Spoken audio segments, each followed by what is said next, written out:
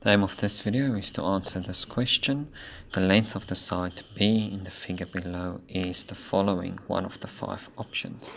I have a 90-degree angle, so it's a right angle triangle, so I can use trigonometry. I first label the hypotenuse, opposite the angle I have, and next to it called adjacent. Then I write down soha, kaha, toha.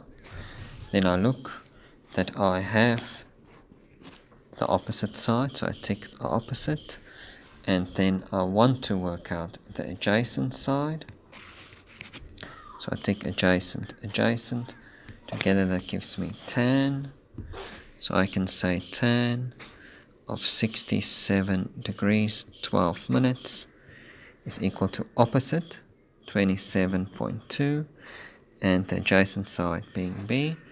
So when I rearrange, B is equal to 27.2 divided by tan 67 degrees and 12 minutes.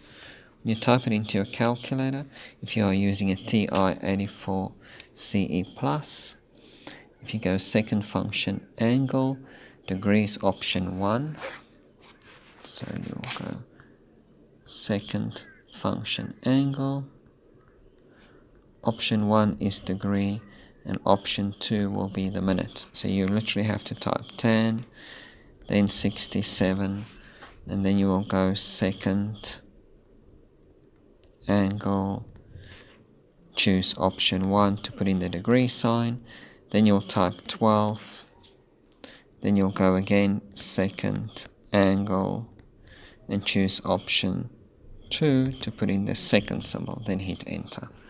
So you'll get an answer on your calculator of around about 11.4 units. If you look at the options, that means C is the answer.